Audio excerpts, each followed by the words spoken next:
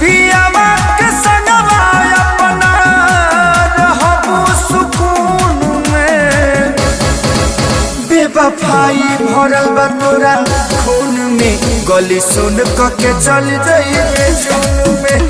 बेवफाई भरल बा तोरा खून में, गली सुन के चल जाइए जून में।